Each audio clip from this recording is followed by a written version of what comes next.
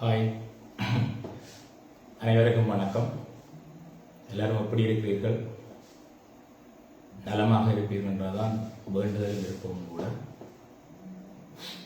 முதல்ல இன்றைக்கு என்னுடைய பிறந்த தினத்துக்கு வாழ்த்துக்கள் செய்த அனைத்து அன்பு உள்ளவங்களுக்கும் நன்றிகளை தெரிவித்துக் கொள்கிறேன். இறைவன் உங்களுக்கு அன்புமலை கருணைமலை பொழியட்டும்.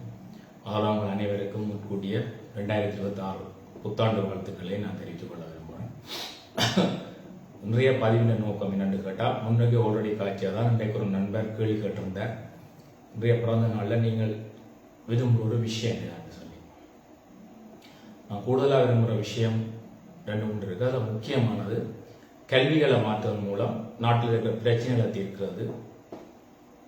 உயர்கல்வி, சாதாரண பாடசாலை மட்டங்களில் இருக்கிற கல்விகளில் சின்ன சின்ன மாற்றங்கள் தேவைப்பட்ட பெரிய மாற்றங்களை செய்வதன் மூலம் நாட்டில் இருக்கிற பிரச்சனைகளுக்கு தீர்வு கொடுத்து நாட்டை வளம்படுத்துறது.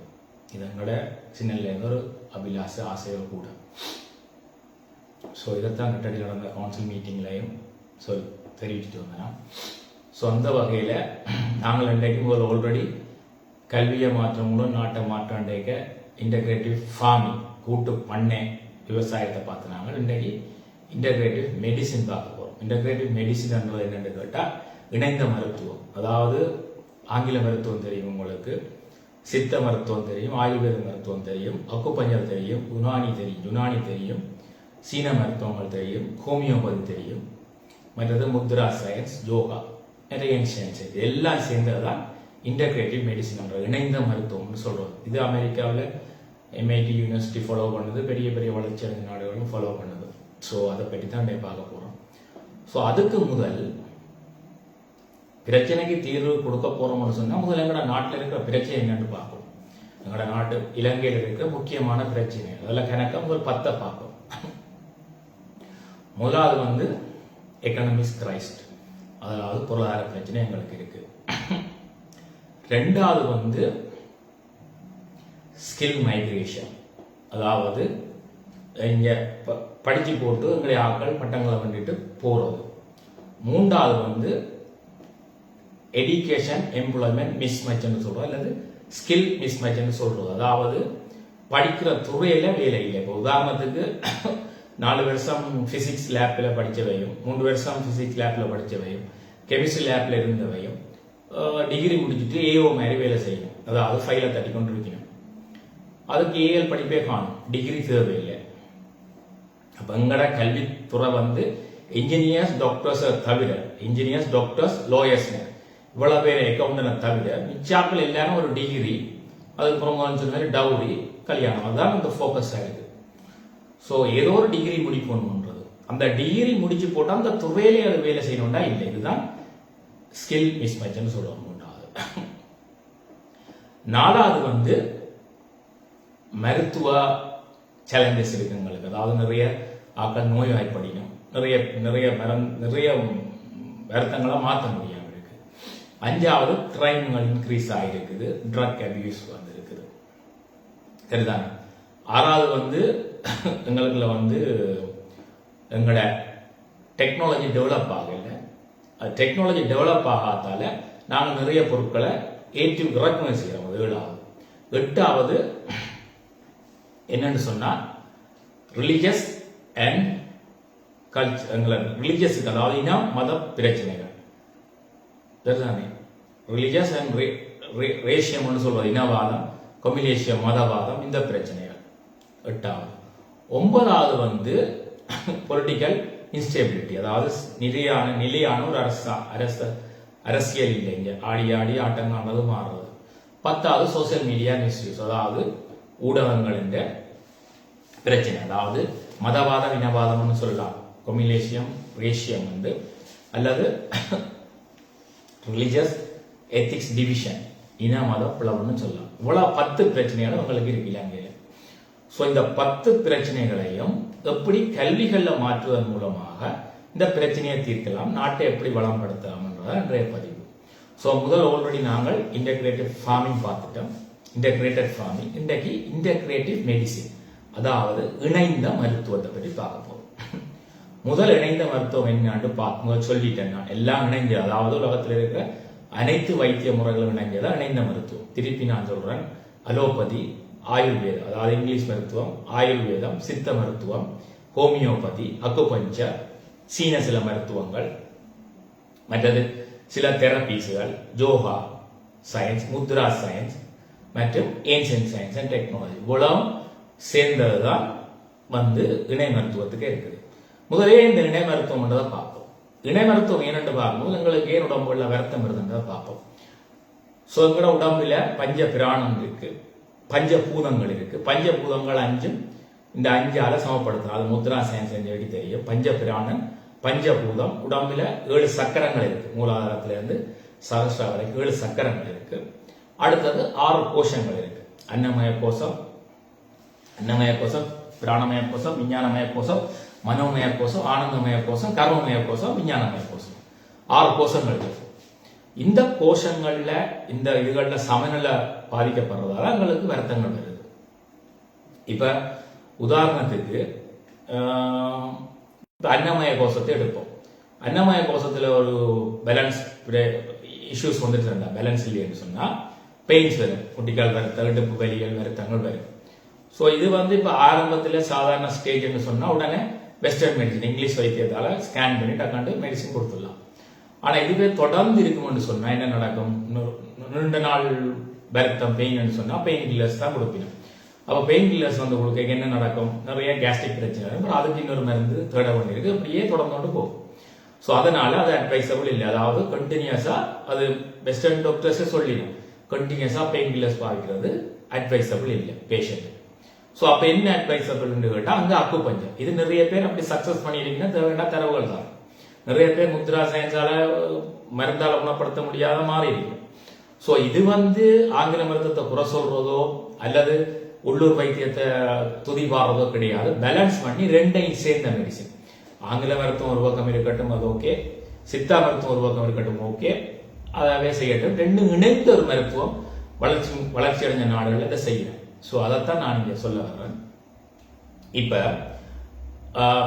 ஏன் இந்த இணைந்த மருத்துவம் என்றால் மந்திரமும் தந்திரமும் மருந்துமாய் என்று சொல்றோம். அந்த இடம் பொருள் என்று சொல்றோம். அந்தந்த நேரத்துக்கு அந்தந்த கோஷத்தில் உள்ள பிரச்சனைக்கு அந்தந்த ட்ரீட்மெண்ட் செய்யும். இப்ப நான் ஒரு கோஷத்தை எடுத்து சொன்னேன், அன்னமய கோஷம். அப்ப இதே மாதிரி ஒவ்வொரு கோஷங்கள்ல வர்ற பிரச்சனைக்கு ஒவ்வொரு ட்ரீட்மெண்ட் செய்யணும். சில பேர் தனியா ஆங்கில மருத்துவம் தான் சரி, இதுகள் எல்லாம் புள்ள தமிழ் மருத்துவம்னு சொல்லிடுறேன். நான் அதையும் சொல்லிடுறேன். சில பேர் ஐயோ ஆங்கில மருத்துவம் எல்லாம் பொல்லாதது, அதை குடிச்சா அந்த சேவைக்கு கிட்னி போயிடும், அப்படி இப்படி சொல்லிடுறேன். அதையும் நான் சொல்லல. இப்ப ஒரு உதாரணத்துக்கு ஒரு மண் உடஞ்சி ரத்தம் போகுது என்று சொன்னால் உடனே பச்சை லட்சாரம் அந்த கால சண்டைக்கு பாச்சாரி கட்டிக்கொண்டு நிற்க முடியும். இல்லை, உடனே ஆளை கூட்டிக்கொண்டு போய் என்ன செய்யணும், ஆஸ்பத்திரியில் அட்மிட் பண்ணிட்டு உடனே என்ன செய்யணும், தையல் போடணும். அப்ப அந்த இடத்துல இங்கிலீஷ் மருத்துவம் தான் செய்யணும். அப்ப எந்த இடத்துல எந்த வைத்தியம் செய்யணும்ன்றத கண்டுபிடிக்கணும். எல்லாத்துக்கும் ஒரே மாதிரி ட்ரீட்மெண்ட் செய்யலாம். எல்லாத்துக்கும் ஒரே மாதிரி ட்ரீட்மெண்ட் செய்யறபடியால இன்றைக்கு நிறைய பேர் நோய் மாறுதில்லை. சரிதானே? அப்ப இன்றைக்கு நிறைய பேர் நோய் மாறாத முக்கிய காரணம் என்னன்னு கேட்டா எந்தெந்த கோஷத்துக்கு எந்தெந்த ட்ரீட்மெண்ட் இல்லாத. எல்லா கோஷத்துக்கும் சில பேர் ஆங்கில மருத்துவம், எல்லா கோஷத்துக்கும் சில பேர் சித்தா மருத்துவம், அக்குபஞ்சர், ஆயுர்வேதங்களை செஞ்சு கொண்டு இருக்கிறோம். ஒவ்வொரு கோஷங்கள் ஒவ்வொரு விதமா ட்ரீட் பண்ணணும். டிஃப்ரெண்ட் கோஷா will treat different medical method சொல்றது. அப்ப வேற வேற கோஷங்கள் வேற வேற விதமான மருத்துவத்துறையால அணுகவும்.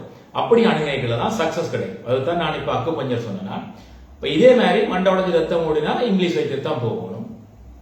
இதே மாதிரி இன்னொன்று இருக்கு என்னன்னு கேட்டா, டென்ட் மருத்துவத்தால மாற்ற முடியாத நிறைய பேர் இருக்கணும். அதுக்கு என்ன, அதுக்கு தான் ஏன்ஷியன்ட் சயின்ஸ் அண்ட் டெக்னாலஜிங்கிற. ஸோ அது என்னன்னு தெரிய வரும்னா நீங்க பர்சனலாக ஒரு பெரிய சப்ஜெக்ட், அதுக்கு நேரம் போயிடாது. ஸோ அதே மாதிரி எங்கள்கிட்ட முத்ரா சயின்ஸ், யோகா இதுக்கு இணைக்கிறோம். அமெரிக்கா MIT யூனிவர்சிட்டியில MA இன் யோகா படிப்பிக்கிறார், MA இன் ஸ்பிரிச்சுவாலிட்டி செய்கிறார் MIT யூனிவர்சிட்டியில. சரியோ, எங்கட எல்லாத்தையும் கொண்டு அவங்க அதை பிரயோசனப்படுத்துறாங்க. அந்த காலத்துல இங்க எங்கட வளங்களை சுரண்டி போட்டு பொத்துக்கிறவங்க ஆங்கிலேயர், அப்புறம் எங்களுக்கு எதையிலே வைக்கிறாங்க. இப்ப அது மாதிரி அவங்க எங்கடையே பாவிக்கிறாங்க. நாங்கள் தான் அது ஏதோ பெரிய தேவையில்லாத விஷயம் சொல்லி விட்டுறோம். அடுத்த சீன மருத்துவங்களும் சில இன்ட்ரோடியூஸ் பண்ணணும். சீன மருத்துவங்கள் எப்படி வந்தோம்னா, போதி தர்மன் ஒரு புத்தமும், அதாவது ஒரு மொங்க், அதாவது என்னன்னு சொல்ற துறவி. அந்த காலத்துல துறவிகள் எல்லாம் நல்ல காரியங்களை செஞ்சோம், இந்த காலத்து மாதிரி இல்லை. அது நிறைய மருத்துவங்களை விட உடம்பு எப்படி, அதாவது நோய் எதிர்ப்பு சக்தி எப்படி பாவிக்கிறத சொல்லி கொடுத்த சில மருத்துவங்கள் சொல்லி கொடுத்தா அதுதான் பின்னடைவில் சீன மருத்துவங்களா வந்தது. சரிதானே? இப்போ கொரோனாக்கு எல்லாம் எங்களுடைய நிறைய பேர் மருந்தத்தை எடுத்துருங்க. ஆனா கேரளாவில் வந்து என்ன செஞ்சுச்சுன்னா, எப்படி நாங்கள் இம்யூனிஸ்ட், அதாவது நோய் எதிர்ப்பு சக்தியை நாங்கள் வலுப்படுத்தலாம்னு பார்த்தா வெற்றி கண்டினோம். ஸோ இயற்கை மருந்துகளால் இந்த ஆய்வு பிடிக்கிற முறைகளால வெற்றி கண்டினோம். ஸோ அதுக்கு தான் நிறைய பேர் பின்பற்றிச்சிடும். உடனே அடிச்சு விழுத்தி விடுறாங்க. இதே யார் செய்கிறேன்னு கேட்டால் இந்த மருத்துவமனை மாஃபியாக்கள் தங்களோட மருந்தை விற்க அல்லது கொரோனா ஊசிகளை விற்க. அது அந்த காலத்தில் தேங்காய் எண்ணெய்கள் எல்லாம் நல்ல சாமான் எங்கடைய அப்போதாத்தெல்லாம் 90 வயதுக்கு மேலே இருந்த தேங்காய் எண்ணெய் சாப்பிட்டு, அதாவது கண்டினியூஸாக அதை பொறிச்சா தான் கொலஸ்ட்ரால், ஒருக்கா சாப்பிட்டா நல்லது, அதுகளெல்லாம் பிள்ளை என்று சொல்லி அது கொலஸ்ட்ரால் இருக்கும்னு சொல்லி விஞ்ஞானிகள் காசை வேண்டி கொண்டு கருத்தை கொடுத்துட்டு ஃபார்ம் ஆயில வைக்கிறதுக்கான இன்ட்ரடியூஸ் பண்ணுவேன். அது மாதிரி தான் எங்களோட சித்த மருத்துவங்கள், ஆயுர்வேதங்கள், ஏன்ஷியன்ட் சயின்ஸ் அண்ட் டெக்னாலஜிகள் எல்லாமே மருவி போச்சு. அப்போ இன்றைக்கு கர்மமய கோஷா, நான் சொன்ன கடைசி கோஷம் இருந்தாங்க, கர்மமய கோஷாவை ஒரு பிரச்சனைன்னு சொன்னா உங்களோட ஆங்கில மருத்துவம் படுத்தணும், சித்த மருத்துவம் படுத்தணும், ஒரு மருத்துவம் வேலை செய்யாது. நிறைய பேர் அது மாற முடியாம இருக்கணும். அப்ப என்ன வைத்தியம் தான் ஏன்ஷியன்ட் சயின்ஸ் அண்ட் டெக்னாலஜி அங்கே பார்க்கப்போம். ஸோ இப்போ இன்றைக்கு உங்களுக்கு சிம்பிளா எங்களோட நாட்டில் என்னென்ன பிரச்சனைகள் இருக்குன்னு நான் சொல்லிட்டேன். இனி உயர்கல்விகளை மாற்றுறது மூலம் எப்படி நாங்கள் எங்களோட இந்த பிரச்சனைகளுக்கு தீர்வு கொடுக்கலாம், மற்றது எங்களோட நாட்டை எப்படி பலப்படுத்தலாம்னு பார்ப்போம். முதலாவது பொருளாதார பிரச்சனைக்கு நான் அன்றைக்கே சொல்லிட்டு என்ன இறக்குமதி கூடுது, அப்ப ஏற்றுமதி அதிகரிக்கணும்னு சொன்னா நாங்கள் இங்க படிக்கிற மாணவர்கள் பால் பவுடர், அதாவது எங்கர் மாதிரி நாங்கள் ஒரு பால் powder, Lanka powder Jaffna university செஞ்சுட்டா, எல்லா யூனிவர்சிட்டியும் பால் பவுடரை செஞ்சுட்டா நாங்கள் ஏற்றுமதி செய்யலாம், உறக்க தேவையில்லை, அல்லது எங்களுக்கு தன்னிறைவு காணலாம்.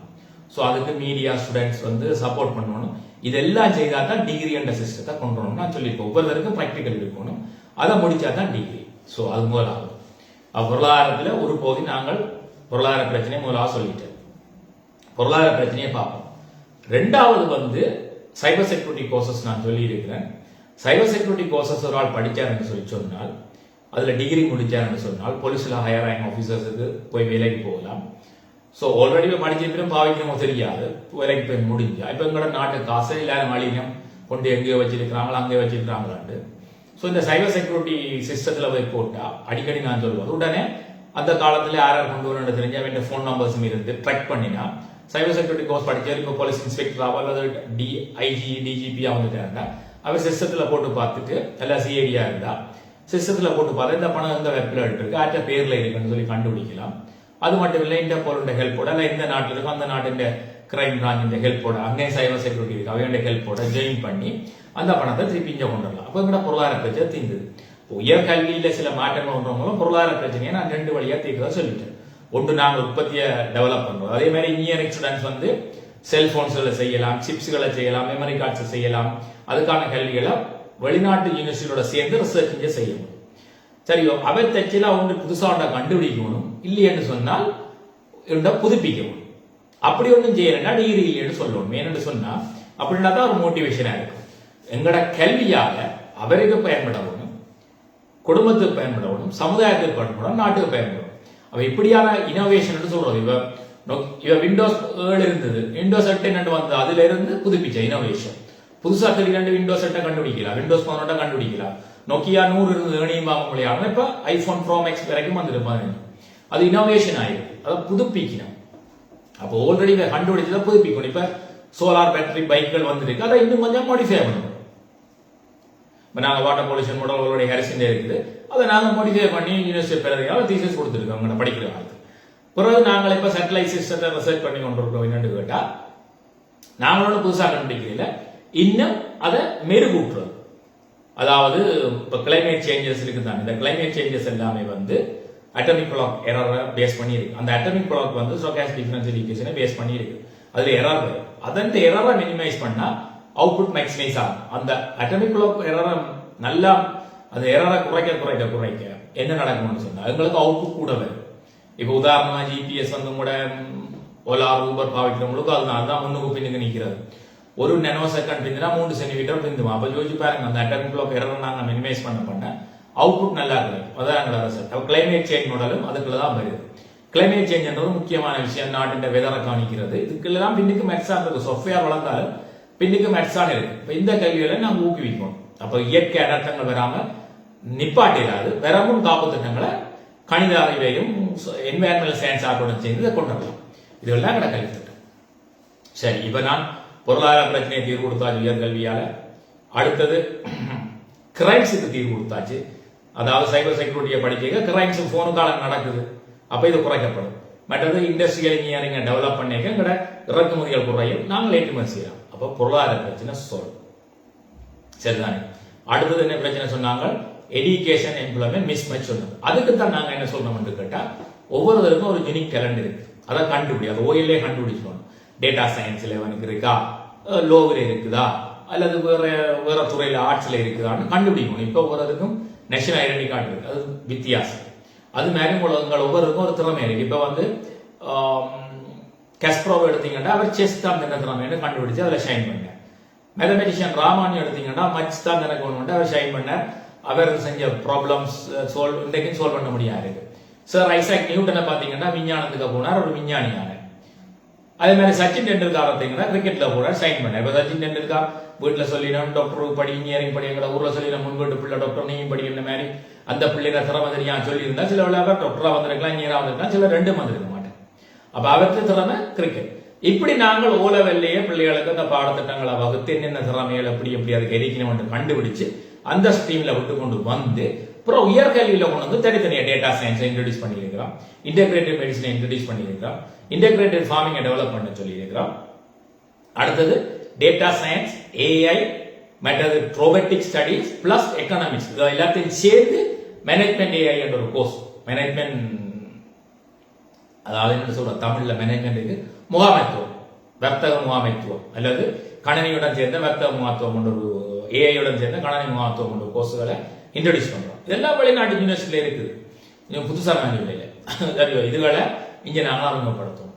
இன்றைக்கு என்ன நடக்கும், படிக்கையே பிள்ளைகள் வந்து இந்த ரோபோட்டை பாவிச்சு, ஏஐ பாவிச்சு, தங்கட மூலையை பாவிச்சு, தங்கட மூல முக்கிய பாவிச்சு இந்த மார்க்கெட் அனாலிசிஸ் பண்ண எக்கனாமிக் ஸ்டூடெண்ட்ஸ் எல்லாம் மார்க்கெட் அனாலிசிஸ் பண்ணிக்கணும்னு சொன்னா இந்த கிரிப்டோ கரன்சி ட்ரேடிங் எல்லாம் ஹேம்பிளிங் இல்லை, எல்லாமே ஒரு ஃபுல் அனாலிசிஸ். மேத்ஸ் இருக்குது, மற்றது எக்கனாமிக் ஸ்டடீஸ் இருக்குது, நாட்டில் என்ன நடக்குவிக்க என்ன மாற்றங்கள் வருதுன்னு இருக்கு, இவ்வளோத்தையும் பாவிக்கணும். ஏஐ ஹெல்ப்போட நிறைய பேர் ஆல்ரெடி நான் சொன்ன மாதிரி million trillion all over the world make பண்ணி கொண்டு இருக்கேன்.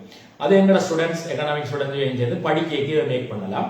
அதுக்கு அரசாங்கம் இல்ல பல்கலைக்கழக மானியங்கள் வந்து ஒரு அமௌண்ட்டை கொடுக்கணும், கடன் மாதிரி பாஸ் அவுட் பண்ணி போய்க்கோ அல்லது மாதமோ அவ திருப்பி கொடுக்க போனியாரி திட்டங்கள். ஸோ இது இப்போ ஷோர்ட்டா சொல்லி இருக்கிறேன். ஸோ இன்னும் டீப்பா இருக்குது, அதாவது ஸ்பிரிச்சுவல் கோர்சஸ் இருக்குது. ஸ்பிரிச்சுவல் கோர்சஸ் என்ன, சமயம் இல்லாத கோர்சஸ். சமயம்ன்றது அறிவு கூடித்தான் சண்டை பிடிக்கணும். சமயம்ன்றது வர ஆன்மீகம்ன்றது வர. சமயம் என்று சொன்னா ஆன்மீகம் என்று சொன்னா என்ன வித்தியாசம்? ஒரு உதாரணத்துக்கு சமய வழிபாடு, நான் கோவிலுக்கு 5 நிமிஷம் போனேன், மன அமைதி கிடைத்தது சமயம். நான் பன்சாலைக்கு போனேன், அமைதி கிடைச்சது. நான் சர்ச்சுக்கு போனேன், அமைதி கிடைச்சது. நான் பள்ளிக்கு போனேன், அமைதி கிடைச்சது சமயம். நான் 5 நிமிடம் எனக்குள் என்னை தேடினேன், நான் மெடிடேஷன் செஞ்சேன், இது ஸ்பிரிச்சுவல். ஸோ இதான் அந்த வித்தியாசம், சிம்பிளா சொல்றோம்டா. இந்த ஸ்பிரிச்சுவல் கிளாஸஸை இன்ட்ரடியூஸ் பண்ணணும். ஓ லெவல்லையே இன்ட்ரடியூஸ் பண்ணிட்டு யூனிவர்சிட்டிக்கே கொண்டு வரணும். MIT யூனிவர்சிட்டி வச்சிருக்குமா போல, வேற யூனிவர்சிட்டி வச்சிருக்குமா போல BA in spirituality, MA in spirituality அல்லது BA in consciousness, உயர் சைத்தன்யம் கொண்டு வரலாம். இப்ப சென்ஸ் ஆஃப் செப்பரேஷன் தான் root cause of all suffering என்ற டீச்சிங் இருக்கு.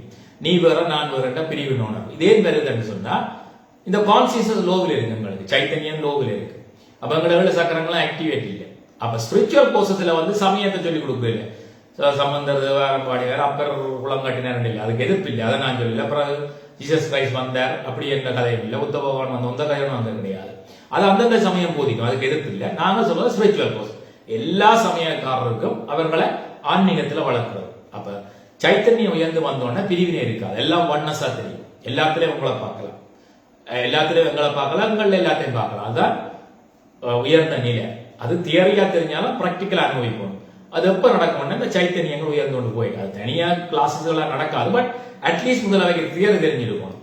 ஸ்பிரிச்சுவல் என்ன, ரிலிஜியஸ் என்ன. அப்ப ஸ்பிரிச்சுவல் கிளாஸஸ் நாங்க என்கரேஜ் பண்ணிக்கிட்டு நடக்கும், நிறைய ஆன்மீக அறிவுகள் வரும். மற்றது தங்களை தாங்கள் லவ் பண்ணணும். இன்றைக்கு நிறைய கிரைம் நடக்கின்ற என்ன காரணம்? Lack of love. இப்போ உங்கள்ட்ட 300 கோடி இருக்குது, நீங்க யாருக்குமே 30 ரூபா கடன் கப்பியோ இல்லை. அப்ப தங்கள்ல விருப்பம் இல்லாதான் இன்னொரு தர விரும்புறதுக்கு தூண்டுறேன். நிறைய இன்ஃபாக்சுவேஷன் லவ்ல போறதுக்கு காரணம் என்னன்னா தண்ணில விருப்பம் இல்லாது. தண்ணில ஒரு ஆள் விரும்பிச்சேன்னு சொன்னா தனக்கு தீங்கிழைக்க மாட்டேன். சரிதான கத்தியால வெட்டுறது சுடுறது இப்படியான விஷயங்கள் எல்லாருமே செய்கிறது ரவுடிசியம் பண்ற எல்லாமே தங்கள்ல அன்பு இல்லாமல் அல்லது அன்புக்கான ஏக்கம். அப்ப இந்த அன்புக்கான ஏக்கம் இப்ப தன்னைத்தானே லவ் பண்ண தொடங்கின என்னடா இந்த இதயத்தில் ஒரு சக்கரம் இருக்கு, இது காட்டு சக்கரம் ஃப்ளவர்ஸ் ஆகினா எங்களுக்கு லேயங்கள் அன்பு வந்துடும். அதே மாதிரி இதுல சகஸ்ரா வந்து ஃப்ளவர் ஆகிட்டுன்னு சொன்னா யூனிவர்சல் இன்டெலிஜென்ஸ் காடோட கனெக்ஷன் கிடைக்கும். ஸோ இதுதான் ஸ்பிரிச்சுவல் கோர்சஸ்ல செய்யுது. அப்ப ஸ்பிரிச்சுவல் கோர்சஸ் டெவலப் பண்ணிக்க 2 பிரச்சனை தீருது. ஒன்று இந்த கிரைம்கள் குறையுது, இந்த ட்ரக் அபியூஸ் குறையும். ஏன்னு சொன்னா கெட் லவ் தங்களை தாங்களை லவ் பண்ண தொடங்கிவீங்க. லெக் ஆஃப் லவ் தான் அல்லது lack of get in love மற்றவங்களை லவ் பண்ண இல்லைன்ற ஒரு நிலையால தான் நிறைய பேர் இந்த ட்ரக்ஸ் எடிக்ட் இப்படியான இது வன்முறைகளுக்கு போயிடும். அப்ப தங்களை தாங்களை லவ் பண்ற கோர்சஸ் இதுக்கு சொல்லிக் கொடுத்தோம்டா ஸ்பிரிச்சுவாலிட்டிக்கு அவன் தங்களை லவ் பண்ணினா மற்றவங்க சொல்லிக் கொடுக்கணும். சரிதானே? சொல்லிக் கொடுக்க இந்த ட்ரக்ஸ் அபியூஸ்கள் இதுகள் இந்த வன்முறைகள் எல்லாம் குறைஞ்சிடும். அதே நேரம் இது இன்டர்னலா எக்ஸ்டர்னலா நாங்க சைபர் செக்யூரிட்டி கோர்சஸ் சொல்லி கொடுத்துருக்கோம். அந்த சைபர் செக்யூரிட்டியில ஏதாவது கிரைம் நடந்தா ஒவ்வொரு போனுக்குள்ளால சிஸ்டத்துல போட்டோன்னே எங்க செய்யணும்ன்றதை பிடிச்சிடலாம். அந்த இடத்துக்கு போலீஸ் போய் அரெஸ்ட் பண்ணலாம். அது எக்ஸ்டர்னல் வேர்ல்டுக்கு அதுவும் சேர்த்தா பண்ணணும். தனியா ஆன்மீகத்தை பொதிச்சு கொண்டு வந்தா கிரைம் நிப்பாட்டிடலாம். அது இன்டர்னலா ஒர்க் பண்ணணும், எக்ஸ்டர்னலா ஒர்க் பண்ணணும். இன்டர்னலா ஒர்க் பண்றது எங்களுக்கு ஒர்க் பண்றது, எக்ஸ்டர்னலா ஒர்க் பண்றது வெளியில ஒர்க் பண்றது. அப்ப 2 விஷயம் சொல்லி இருக்குது. ஸோ இன்னும் நிறைய இருக்குது. ஸோ இப்போதைக்கு இவ்வளவு நிறைய பதிவில் காணும். மீண்டும் நீங்கள் பிறந்த நாளுக்கு எனக்கு வாழ்த்து தெரிவிச்சீங்க, எல்லாருக்கும் நன்றி. அதோட கல்வியில வந்து ஒரு பிள்ளைய வந்து தென்னிலங்கையில ஒரு மாணவிக்கு கிடைக்க வேண்டிய ஒரு இதை கிடைக்க விடாமல் அறுத்து கொட்டியிருக்கணும் பாடசாலை ஆசிரியர்கள். எந்த பிள்ளைக்கு அநீதி நடந்தாலும் அநீதி தான். சகோதர மொழி பேசுற பிள்ளை அவர்கள் அதுக்குரிய நடவடிக்கை எடுக்க வேணும். முடிஞ்சா அவர்களை ஹெல்ப் பண்ணுவோம். எங்கேயும் நம்ம தெரிஞ்சு அந்த பிள்ளை வந்து தானே மைக்கில் சொல்லி இருக்குது, சொல்ல வழி கிடைக்கல, கரண்டை கட் பண்ணியிருக்காங்க. ஸோ எப்படி செய்யல பாருங்க. அப்ப இன்றைக்கு கல்விச்சாலை நடக்கிற ஊழல் வந்து ஒரு பிள்ளைன்ற வாழ்க்கையை மட்டும் இல்லை, நாட்டின் தலையெழுத்தையே பாதிக்கும். அந்த பிள்ளை நாளைக்கு ஒரு வைஸ் சான்சலரா வரலாம், ஒரு பிரின்சிபலா வரலாம், ஒரு எஜுகேஷன் மினிஸ்டரா வரலாம். அந்த பிள்ளையால எவ்வளவு பேருக்கு நன்மை நடக்க போகுது. ஒரு புத்திசாலி தான் நாட்டில் பெரிய மாற்றங்களை உண்டாக்குறான். நான் 4-5 பேர்ல சர் ஐசாக் நியூட்டன் பல்பை கண்டுபிடிச்சது தோமஸ் அல்வா எடிசன் நினைக்கிறேன். ஒரு இன்றைக்கு பல்ப் எரியுது அவரால். நீங்கள் புதுசா பல்பை கண்டுபிடிக்கணும் கண்டுபிடிக்கலாம், அல்லது 100 ரூபா கொடுத்து ஒரு பல்பை பண்ணி பாய்க்கலாம், அவங்கள பொறுத்தது. அப்போ ஆல்ரெடி கண்டுபிடிச்சிருக்கீங்க. அப்படி ஒரு மாணவன் அல்லது மாணவி இந்த கல்வியில விளையாடாத ஆரம்பம் இல்லை, அது பெரிய கர்மாவை கொண்டது. அது உங்களோட வம்சத்தை அழிக்கும் என்று சொல்லிக்கொண்டு அந்த பிள்ளைக்கு நீதி கிடைக்கணும் வேண்டிக் கொண்டு முடிஞ்சா நாங்கள் சப்போர்ட் பண்ண வேண்டிக் கொண்டு உங்களிடம் விடைபெறுவது நன்றி. அதுபோல் எந்த அணி செய்தாலும் அநீதி தான். அதுல குறிப்பா கல்வியில செய்கிற அநீதி என்றது ஒரு பெரிய பாதிப்பை கொண்டது. அது குழந்தையா இருக்கிறது கல்விமான்கள் தான். பாடசாலை இருந்தாலும் சரி, சில பல்கலைக்கழகங்களாலும் சரி, பட்டறிஞ்ச புத்திஜீவிகள்லாம் இந்த அநீதியை செய்யணும் ரொம்ப கேவலமா வெக்கமா இருக்குது. இதுக்கு அரசாங்கம் தகுந்த நடவடிக்கை எடுக்கணும். இப்பதானே கல்வி அமைச்சர் அம்மா இருக்கிறா, பெரும்பாலும் அரசு பண்ணி உள்ள போடுவான்னு நினைக்கிறேன். இல்லையா சட்டம் அந்த கடமையை செய்யறதுக்கான வேலையை பார்க்கணும். நன்றி, வணக்கம், வாழ்க வளமுடன்.